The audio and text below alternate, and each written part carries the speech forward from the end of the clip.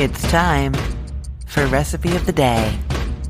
With Thanksgiving coming up this week, it is vegetable side dish time of the year, and I'm bringing you a delicious roasted summer squash. They are available this time of year. They're at my grocery store, those yellow squash that look kind of like zucchini, and just so you know, you can use zucchini in this recipe as well. So what is summer squash? Summer squash is those kinds of squashes that have the thinner skin that you can eat. You don't have to peel it off, and so they're just easier to prepare than, say, like a butternut or something like that, right? And you get the yellow summer squash that comes in two varieties, the straight neck one, or a crook neck where it's kind of like bulbous at one end and then a little bit like bent or crooked at the narrower end. You can use either of those for this. Like I said, you could use zucchini. I haven't tried this with patty pan squash, which is one of the other summer squash varieties. I'm sure it would probably work, but I don't know. I have tried it with the two kinds of yellow squash and with the zucchini. So any of those are going to be great. Now, I said this would work as like a Thanksgiving side dish, and I really think it would, because you get this like really almost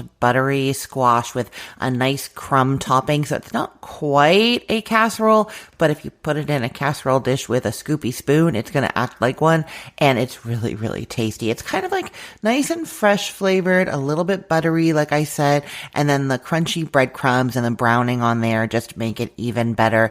And I'm going to tell you when we get to the breadcrumbs how you can make them even more special than what the recipe says. Okay, you're going to start by preheating the oven to 450 degrees Fahrenheit. Then you are taking 3 medium of those yellow squash and you're slicing them. Now, I have sliced them into 1-inch rounds when I was doing this, and that's because I don't want them to get super soft and mushy.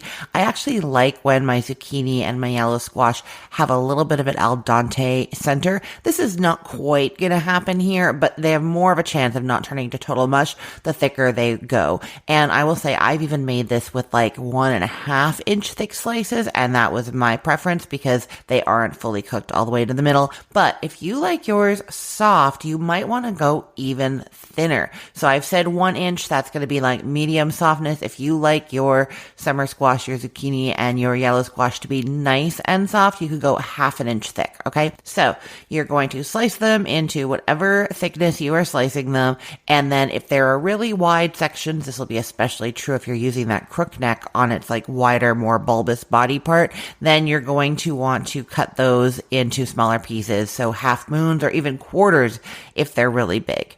Okay, then you put those slices of squash into a large bowl with 1 tablespoon of olive oil, 1/4 teaspoon of salt, and 1/8 teaspoon of black pepper, and give them a good toss around, and then arrange them in a single layer on a large baking sheet. And I like to make sure that they're all like a flat or sliced side up, because that's where we want the most of the browning, not skin side up. So tip them all over so they're like that, and you bake them until they're just starting to brown, about 10 to 12 minutes. And I'll just say, if you, like me, want that more al dente squash, you could instead broil them here just until they're brown, because then they're going to brown faster and they're not going to turn as soft in the middle. Okay, while those are cooking, you're going to mix together that breadcrumb mixture. It's 2 tablespoons of panko breadcrumbs, another tablespoon of olive oil, 1/4 teaspoon of salt, and 1/4 teaspoon of garlic powder. And if you wanted to make this extra special, you could add in some cheese here.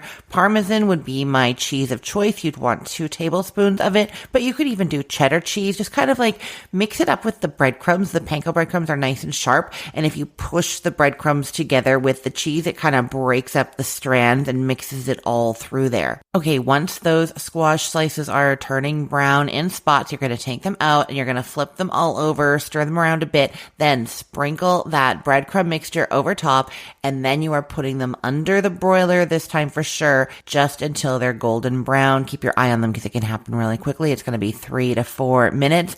And then transfer that to your casserole dish, add that spoon, and serve. I will put the link to this recipe in the show notes for this podcast episode, or you can head to cookthestory.com/ROTD and get it there, or find it in our Facebook group, facebook.com/groups/recipeotd. And hey, just a quick note. I'm on a recording hiatus right now, so for the next little while, I'm replaying episodes from the archives, including this one. If you heard me mention a holiday, a season, or something going on in my life that seemed a bit off, that's why. Thanks so much for listening, and I hope you're enjoying these older episodes. I am Christine Pittman from cookthestory.com, thecookful.com, cookfor2.us, and from this podcast, Recipe of the Day. I hope you have a great day. Let's get cooking.